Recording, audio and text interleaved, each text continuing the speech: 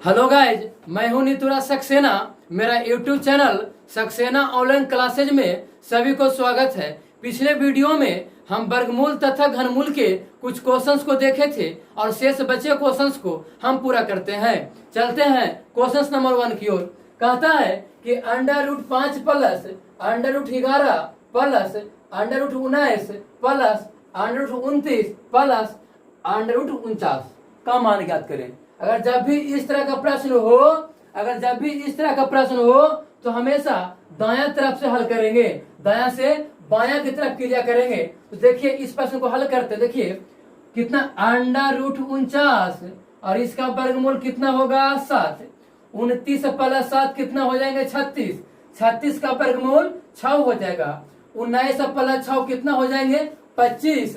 25 का वर्गमूल 5 और 11 और प्लस 5 16। 16 का वर्गमूल 4 हो जाएगा और 5 प्लस 4 कितना हो जाएंगे 9 और 9 का वर्गमूल कितना हो जाएगा 3 हो जाएगा। इस प्रश्न का आंसर 3 होगा। जब भी अगर इस तरह का प्रश्न हो तो हमेशा दायां तरफ से क्रिया करेंगे और बायां तरफ की ओर करेंगे। और चलते हैं अगले प्रश्न की ओर। अगले प्रश्न की ओर कहता है कि √1 प्लस 27/169 बराबर 1 प्लस x/13, तो x का मान क्या होगा। तो देखिए सबसे पहले हम इसको तोड़ देंगे। तो देखिए इसको तोड़िएगा तो 169 गुना 1 169 और प्लस 27 कितना हो जाएंगे 196 और बटा कितना हो जाएगा 169। ये रूट में है तो इसको रूट में कर देंगे और बराबर के बाद देखेंगे कितना है 1 प्लस xy कितना है 13 है। तो 1 प्लस x/13 के 13 लिख देंगे। अब ध्यान देंगे 196 का वर्गमूल कितना होता है 14 होता है और 169 का 13 होता है बराबर 1 प्लस xy कितना हो जाएंगे 13। अब ध्यान देंगे ए साइड जो 1 है ए साइड प्लस में है, अगर बराबर के ई साइड आएगा तो माइनस में। तो 14/13 में से ई 1 को घटा देंगे, 1 को घटा देंगे तो 1/13 होगा बराबर x/, कितना हो जाएंगे 13। 13 से 13 कैंसिल हो जाएगा तो x का मान कितना हो जाएगा 1 आ जाएगा। यही इसका क्या हो जाएगा आंसर होगा। और चलते हैं अगले प्रश्न की ओर। चलिए चलते हैं अगले प्रश्न में। कहता है कि p into p² plus 3p plus 3 और प्लस 1 का मान बताएं यदि p बराबर 999 हो। अगर जब भी इस तरह का प्रश्न हो और प्लस में हो तो उसका आंसर हमेशा p+1 होता है। अगर माइनस में रहेगा तो p-1 होगा। लेकिन देखिए प्लस में है तो इसका आंसर जो हो जाएगा, इसका जो उत्तर होगा वह p+1 होगा। आप देखिए p का मान आपको दिया गया है 999 और +1 बराबर कितना हो जाएंगे 1000। अगर माइनस में होता तो p-1 होता। आप देखिए आपको दिमाग में प्रश्न आया होगा कि p+1 कहां से आया, तो इस क्वेश्चन को हम विस्तार से देखते हैं। चलते हैं इस प्रश्न को विस्तार से देखते हैं। देखिए ये जो प्रश्न है AQ plus 3A² B plus 3B² A plus BQ के फॉर्म पर सेट है, जहां A बराबर P और B बराबर 1 लेकर के अपना देखिए सेट करते हैं। कहता है AQ यानी हो जाएगा कितना P का Q हो जाएगा प्लस कहता है 3A² B 3 गुना A² यानी P² B यानी Q1, फिर प्लस कहता है 3B² यानी 3 गुना B² A यानी कि P और प्लस BQ B कितना है 1 है यानी 1 का Q। अब ध्यान देंगे, आप देखिए इसको तोड़ते हैं तो हो जाएगा PQ plus 3P² plus 3P plus 1। आप ध्यान दीजिएगा, आप देखिए गुना करके बताते हैं P से गुना करेंगे P² में तो PQ प्लस की प्लस P से गुना करेगा 3P में 3P², फिर प्लस की प्लस और 3 में गुना करेगा P से तो 3P और +1 यानी ये जो प्रश्न है वह किस पर सेट है तो AQ plus 3A² B plus 3B² A plus BQ यानी किसका यह फॉर्मूला है तो A प्लस B के होल क्यू पर है। तो A का मान कितना है P है और B का मान कितना है 1 है, तो A प्लस B के होल क्यू पर। और निकालना क्या है, इसका घनमूल निकालना है, यानी इसके पावर में 1/3 होगा। 3 से 3 कैंसिल, यानी बचा कितना p प्लस 1। अब p का वैल्यू कितना दिया है, 999 दिया है, और प्लस 1 बराबर कितना हो जाएगा, 1000। यानी ये जो प्रश्न था वह a प्लस बी के होल के ऊपर सेट था। इसीलिए जब भी अगर एग्जाम में इस तरह का प्रश्न हो तो हमेशा देखेंगे कि प्लस में है कि माइनस में। अगर प्लस में रहेगा तो उसका डायरेक्ट p प्लस 1 लिख करके बना देंगे, अगर माइनस में रहेगा तो p माइनस 1 मान करके बनाएंगे। और चलते हैं अगले प्रश्न की ओर। चलते हैं अगले प्रश्न में कहता है कि यदि p बराबर 124 हो तो p into P square plus 3p plus 3 plus 1, इसका क्या निकालना है, घनमूल निकालना है। कहता है इसका मान ज्ञात करिए। और हम इसके पिछले प्रश्न में देखे थे, सेम क्वेश्चन है, और हम जानते हैं कि जब भी इस तरह का प्रश्न हो, और अगर प्लस में हो तो उसका आंसर हमेशा p प्लस 1 होता है। क्या होता है, p प्लस 1 होता है। तो p का मान कितना दिया है, 124 दिया है, और प्लस 1, यानी इस प्रश्न का आंसर कितना हो जाएंगे, 125 हो जाएंगे। और अगर माइनस में रहता तो p माइनस 1 होता। और चलते हैं अगले प्रश्न की ओर। चलते हैं अगले प्रश्न में कहता है कि यदि p बराबर 101 हो तो p into P square minus 3p plus 3, और फिर माइनस कितना है, 1 है। कहता है इसका देखिए घनमूल निकालना है। आप देखिए, और हम जानते हैं कि अगर इस तरह का प्रश्न हो और अगर प्लस में हो तो p प्लस 1, और अगर माइनस में हो तो p माइनस 1 उसका क्या होता है, आंसर होता है। आप ध्यान देंगे कि p का मान कितना दिया है, p का मान दिया है 101 माइनस 1 बराबर कितना, इसका हो जाएगा आंसर 100 हो जाएगा। अगर जब भी इस तरह का प्रश्न हो और प्लस में हो तो p प्लस 1 होगा, और माइनस में रहेगा तो p माइनस 1 होगा। और चलते हैं अगले प्रश्न में। चलते हैं अगले प्रश्न में कहता है कि 2.10/27 का घनमूल क्या होगा। देखिए कहता है 2.10/27 का घनमूल क्या होगा। तो सबसे पहले हम पूर्णांक को तोड़ देंगे। तो देखिएगा 27 गुना 2 कितना हो जाएगा, 54, 54 प्लस 10 कितना हो जाएंगे, 64, 64 बड़ा कितना हो जाएगा, 27। अब कहता है इसका क्या ज्ञात करना है, घनमूल निकालना है। इसका घनमूल ज्ञात करना है। तो 64 का कितना होता है घनमूल, 4 होता है, और 27 का कितना होता है, 3, यानी इसका आंसर कितना हो जाएगा, 4/3 होगा। अब चल देखिए अगला प्रश्न कहता है कि 4.12/125 का घनमूल ज्ञात करें। इसका भी क्या निकालना है, घनमूल ही निकालना है। तो सबसे पहले हम पूर्णांक को तोड़ेंगे।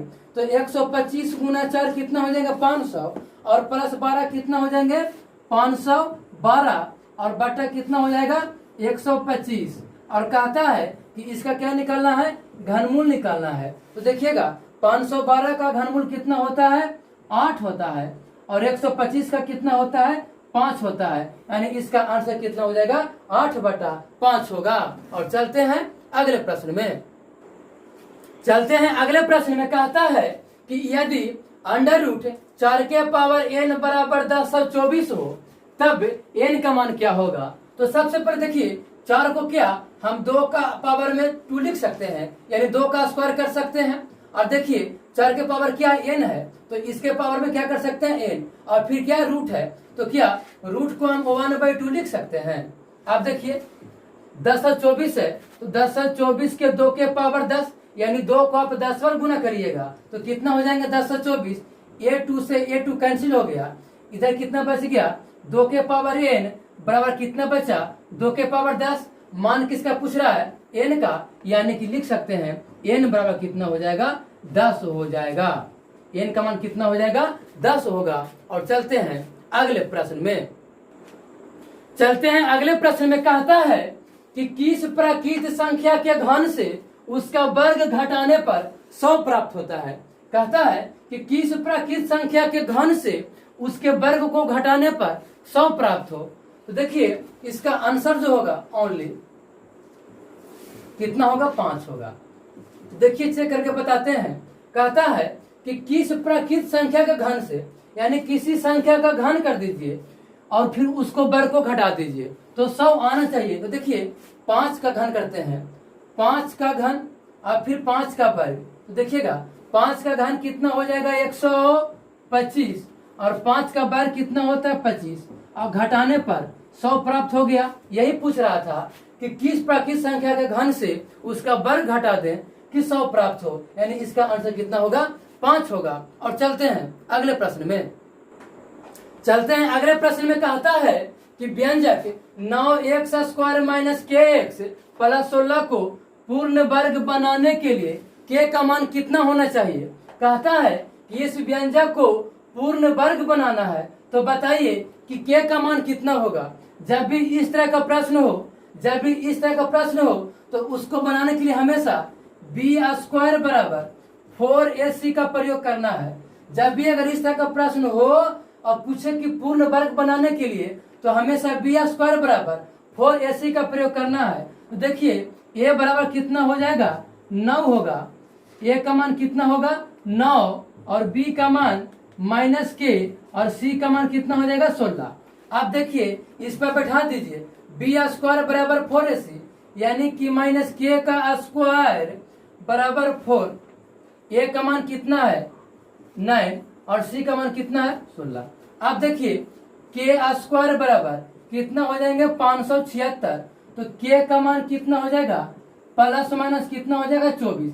यही k का क्या होगा, मान होगा। अब ध्यान दीजिए, अगर कांस्टेंट में कितना k है, अगर k जो है अगर x के साथ होगा तो उसका आंसर प्लस में भी होगा और माइनस में भी होगा, और अगर कांस्टेंट केवल सिंगल रहेगा तो उसका आंसर ओनली सिर्फ प्लस में होगा, यानी k का जो वैल्यू होगा प्लस माइनस कितना होगा, 24 होगा। और चलते हैं अगले प्रश्न में। अगले प्रश्न में कहता है कि व्यंजक x के power 4 minus 2x² plus k को पूर्ण वर्ग बनाने के लिए k का मान कितना होना चाहिए। और हम जानते हैं कि जब भी अगर इस तरह का प्रश्न हो तो हमेशा प्रयोग करेंगे b² बराबर 4ac। देखिए a का मान कितना यहाँ पे हो जाएगा, 1 होगा, b का मान -2 होगा, और c का मान कितना, k है। इस पर फिट कर दीजिए b² यानी कि -2 का स्क्वायर बराबर 4 गुना a का मान कितना है, 1 है, और c का मान कितना, k। अब देखिए -2 का स्क्वायर यानी कितना हो जाएगा, 4। a4 से a4 क्या हो गया, कैंसिल, यानी k का मान कितना हो जाएगा, केवल 1 होगा। देखिए ये प्लस माइनस में नहीं होगा क्योंकि कांस्टेंट क्या है, सिंगल है। और चलते हैं अगले प्रश्न में।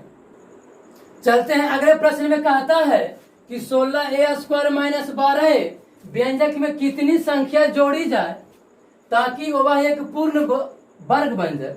कहता है कि 16a² माइनस 12a में कितनी जोड़ी जाए कि वह एक पूर्ण वर्ग बन जाए। तो देखिए इसमें सोचना है कि k जोड़ी जाए, कितना जोड़ी जाए, k जोड़ी जाए। तो 16a² माइनस 12a में k जोड़ी जाए, कितना, k जोड़ी जाए। अब देखिए जब भी इस तरह का प्रश्न हो तो हमेशा किसका प्रयोग करते हैं, b² बराबर 4ac का। अब देखिए a का मान कितना होगा इसमें, 16, b का मान -12 और c का मान k। इस पर बैठा दीजिए, यानी कि b² यानी कि माइनस कितना, 12 का स्क्वायर, -12 का स्क्वायर करिएगा तो कितना हो जाएगा, 144 हो जाएगा। आप देखिए 4 गुना a का मान कितना हो जाएगा, 16, और c का मान कितना है, k। 16 नमक कितना, 144। तो k का जो मान आएगा वह कितना हो जाएगा, 9/4 हो जाएगा। ये केवल किस में होगा, प्लस में होगा, क्योंकि कांस्टेंट क्या है, सिंगल है। और चलते हैं अगले प्रश्न में। अगले प्रश्न में कहता है कि 3011 गुना 3012 से कौन सा न्यूनतम धन पूर्णांक घटाया जाए कि शेषफल पूर्ण वर्ग हो। कहता है ये दोनों के गुना करने के बाद कौन सा न्यूनतम धन पूर्णांक घटा दे कि जो शेषफल बचे वह पूर्ण वर्ग हो।